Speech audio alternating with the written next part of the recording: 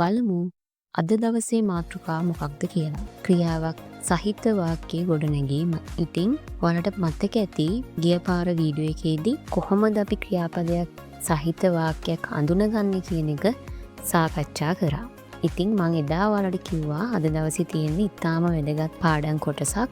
ඒ නිසා අනිවාර්යයෙන්ම මේ වීඩියෝ එක බලන්න කියලා මම එදා ඔයාලගෙන් චූටි ඉල්ලීමක් කරා. ඉතින් අද දවසේ අපි කතා කරන්නේ අන්නේ අඳුනගත්ත ක්‍රියාපදයක් සහිත වාක්‍යයක් නිවැරදිව ගොඩනගන්නේ කොහොමද කියන එක. ක්‍රියාපදයක් රහිත එකේදී අපි ඉගෙන ගත්තා පොඩි වාක්‍යයක් ගොඩනැගීමේ ස්ට්‍රක්චර් එකක් තියෙනවා කියලා. ඔයාලට මතක ඇති ඒකේ අපි සබ්ජෙක්ට් දැම්මා, be verb එකක් දැම්මා සහ ඔබ්ජෙක්ට් එකක් දැම්මා. ඉතින් කිසිම වෙනසක් නැහැ. පොඩිම පොඩි චූටි වෙනසක් තියෙන්නේ මේ ස්ට්‍රක්චර්ස් දෙකම එක හා සමානයි. අපි දැන් බලමු කොහොමද අපි ක්‍රියාපදයක් සහිත වාක්‍යයක් ගොඩනගන්නේ කියලා. රහිත එක වගේම අපි ක්‍රියාපද සහිත වාක්‍යයක් ගොඩනගනකොටත් මුලින්ම දාන්න ඕන සබ්ජෙක්ට් එක. දැන් වල සබ්ජෙක්ට් කියන්නේ මොකක්ද? ඔබ්ජෙක්ට් කියන්නේ මොකක්ද? ඒ සම්බන්ධයෙන් සියලු දේවල් අපි කලින් වීඩියෝස් වල කතා කරලා තියෙනවා. ඊළඟට ක්‍රියාපදයක් රහිත වාක්‍යවලදී අපි එකතු කරා මෙතෙන්ට be verb කියලා verb එකක්. හැබැයි මෙතනදී be verb එක නෙමෙයි අපි දාන්නේ. මෙතනදී දැන් අපි ක්‍රියාපදයක් සහිත වාක්‍යන ගොඩනගන්නේ. එතකොට මේකේ පැහැදිලි ක්‍රියාපදයක් තියෙනවා. ඒ නිසා අපි සබ්ජෙක්ට් එකට ඊළඟට එකතු කරන්නේ verb එක. ඊළඟට අවසානයේට ක්‍රියාපද රහිත වාක්‍යවලදී වගේම අපි මෙතෙන්ට එකතු කරනවා ඔබ්ජෙක්ට් එක. එතකොට ඔන්න අපි ස්ට්‍රක්චර් එක හැදුවා සබ්ජෙක්ට්, verb සහ ඔබ්ජෙක්ට්. ඔන්න ඔය තුන නැතුව අපිට ක්‍රියාපදයක් සහිත වාක්‍යයක් නිර්මාණය කරන්න බෑ. හැබැයි ඔයාලට මෙතන පේනවා ඇති මෙතන මම verb කියන එකට එහා පැත්තෙන් එක කියලා දාලා වරහණක් දාලා තියෙනවා. ඇයි මම මෙතනදී මේ verb 1 කියලා පාවිච්චි කරලා තියෙන්නේ? ඔයාලට ඒක ගැටලුවක් ඇති. අපි දැන් බලමු ඇයි මම මෙතෙන්ද verb 1 කියලා පාවිච්චි කරලා තියෙන්නේ කියලා. ඔයාලට පේනවා ඇති මෙතන චූටි වකුවක් දීලා තියෙනවා. අර ඉස්සෙල්ල මම උඩින් තිබ්බ verb 1 කියන එක තමයි මේ වගුවේ V1 කියලා දාලා තියෙන්නේ. V කියන්නේ verb කියන එක, 1 කියන එක තමයි එහා පැත්තෙන් දාලා තියෙන්නේ. ඊළඟට දාලා තියෙනවා verb 2 V2.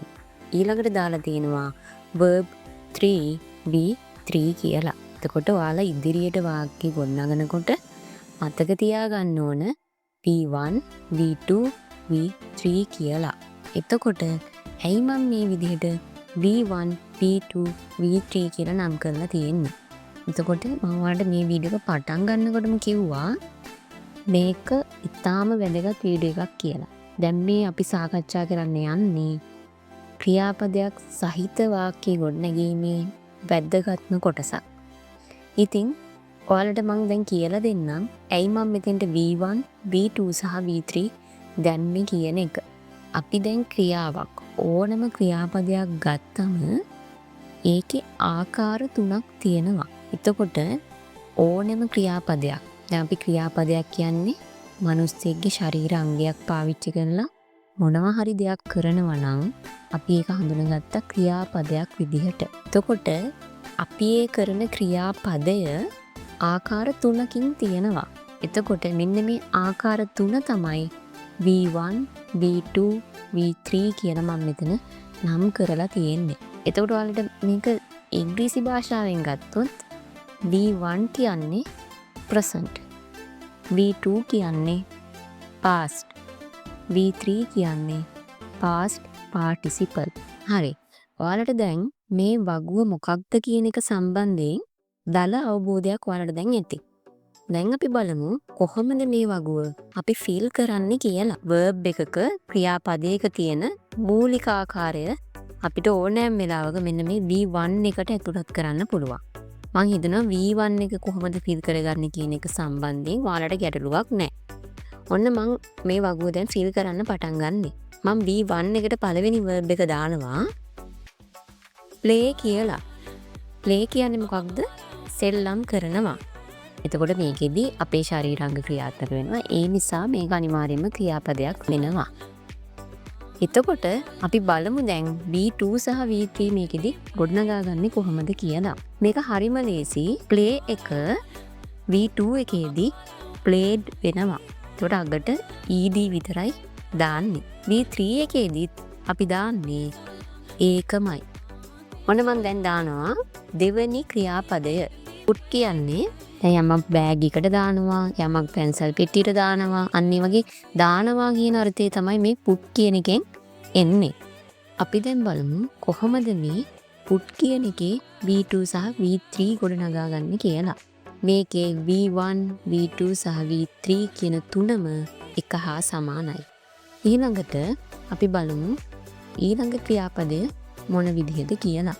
keep කියන්නේ යමක් අපේ ළඟ හරි යම් තැනක හරි තියෙනවට අපි කියනවා මොකක්ද keep කියලා. මෙන්න මේ verb එක කොහොමද V2 සහ V3 බවට පත් වෙන්නේ? මේක අර දෙකටම වඩා වෙනස්. අපි බලමු කොහොමද V2 සහ V3 හදාගන්නේ කියලා. මේ keep කියන එක V2 බවට පත් වෙද්දී මේ වචනය kept බවට පත් වෙනවා. හැබැයි විශේෂත්වය තමයි මේකේ V2 සහ V3 දෙකම සමානයි. ඒ කියන්නේ V3 වලටත් ඉන්නේ kept කියලා. එතකොට සාමාන්‍යයෙන් මතක තියාගන්න අසීරුම වර්ගය තමයි මම මේ දැන් ඔයාලට දෙන්නේ. බලමු මොකක්ද ක්‍රියාපදේ කියලා. go. එතකොට මේකෙදි V1, V2 සහ V3 තුනම එකිනෙකට වෙනස්. එතකොට ඔයාලා අනිවාර්යයෙන්ම මේකේ මේ තුනම වෙනම මතක තියාගන්න අවශ්‍ය වෙනවා. ඒක go කියන්නේ යනවා කියන එක. අපි බලමු කොහොමද එතකොට මේකේ V2 සහ V3 ගොඩනගෙන්නේ කියලා. ඒතර go V2 වලට එනකොට went වෙනවා. ඒතර V3 වලට වෙනකොට මේක gone වෙනවා. එතකොට බලන්න V2, V3, V1 කියන්නේ එකිනෙකට වෙනස් ආකාර තුනක්. ඒ නිසා මේවා මතක තියාගන්න ඕන පොඩි කැපකිරීමක් කරන්න වෙනවා. මෙන්න මේ වගුව පදනම් කරගෙන ඔයාලට පාඩම් කරන්න ලේසි වෙන්න සහ මෙන්න මේ ක්‍රියාපදවල මූලික ආකාර මතක තියාගන්න ලේසි වෙන්න මම පොඩි වර්ගීකරණයක් ඔයාලට අරගෙන ආවා. ඒකට ක්‍රියාපදවල වර්ගීකරණය තමයි මම මේ ඔයාලට ඉදිරිපත් කරන්නේ. අපි බලමු දැන් මොකක්ද වර්ගීකරණය කියලා. මෙන්න අපේ වර්ගීකරණය. දැන් අපි වර්ගීකරණය කරන්නේ මොනවද? ක්‍රියාපද. මෙන්න මේ ක්‍රියාපද අර වගුව පදනම් කරගෙන වර්ගීකරණය කරොත් අපිට පුළුවන් මේ ක්‍රියාපද මූලික ආකාර දෙකකට වර්ගීකරණය කරන්න. එකක් තමයි regular verbs, අනිත් එක irregular verbs. එතකොට regular verbs කියලා කියන්නේ සාමාන්‍ය ක්‍රියාපද. ඇයි මං එහෙම කියන්නේ? අපි ක්‍රියාපද ටිකක් දාගෙනම බලමු ඇයි මං එහෙම කියන්නේ කියලා. එතකොට මේ වගේ වල පේනවා V2 සහ V3 හැදිලා තියෙන්නේ V1 වලට ED එකතු කරලා. ඉතින් ඔයාලට මේක මතක තියාගන්න ලේසි. බහුතරයක් ක්‍රියාපද අයිති වෙන්නේ මෙන්න මේ ගණයට. ඊට පස්සේ අක්‍රමවත් ක්‍රියාපදවල අපි බලමු පළවෙනි වර්ගය මොකක්ද කියලා. අර V1, V2, V3 තුනම සමාන වෙන අවස්ථාව තමයි මේ අක්‍රමවත් ක්‍රියාපදවල පළවෙනි වර්ගීකරණය වෙන්නේ. cut, read නෙමෙයි. ඒක වැරදි. මේක ප්‍රොනවුන්ස් කරනකොට වචනේ එක සමානයි. හැබැයි මේක ප්‍රොනවුන්සියේෂන් එකේදී පොඩ්ඩක් වෙනස් වෙනවා. read කියලා තමයි මේක අපි ප්‍රොනවුන්ස් කරන්නේ. ඔයාලා හොඳට මතක තියාගන්න. ඊළඟ වර්ගය අපි බලමු. මේකෙදි වෙන්නේ V2 සහ V3 දෙකම සමානයි. ඊළඟට අපි යමු අපේ තුන්වෙනි වර්ගය මොකක්ද කියලා බලන්න. මේකෙදි V1, V2 සහ V3 තුන මොකද වෙන්නේ? එකිනෙකට අසමානයි. ඒ නිසා මේවා වෙනම කැපකිරීමක් කරලා ඔයාලට මතක තියාගන්න වෙනවා. සහ ඔයාලට මේ වගේ මෙන්න මේ තුන්වෙනි වර්ගීකරණේ ක්‍රියාපද 100ක් විතර V1, V2, V3 අඩංගු ක්‍රියාපද 100ක් විතර මතක තියාගත්තොත් ඔයාලට මේ ඉංග්‍රීසි භාෂාවේ ලොකු ගමනක් යන්න පුළුවන්කම ලැබෙනවා. ඒකට ඔයාලා මේකෙන් 100ක් මතක තියාගත්තම ප්‍රමාණවත් වෙනවා. දැන් සාමාන්‍යයෙන් මේක ඕන තරම් ඔයාලට ඉන්ටර්නෙට් එකේ සර්ච් කරලා ගන්න පුළුවන්. V1, V2, V3 තියෙන වර්ගීකරණයක් ඕන තරම් verbs ගන්න පුළුවන්.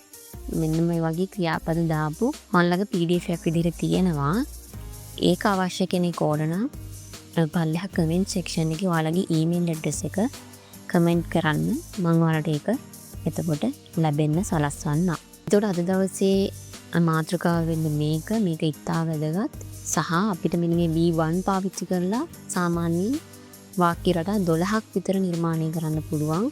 ඒ වාක්‍ය රටා 12 මොනවද කියන එක මම ඔයාලට ඊළඟ වීඩියෝ එකේදී අරගෙන එනවා.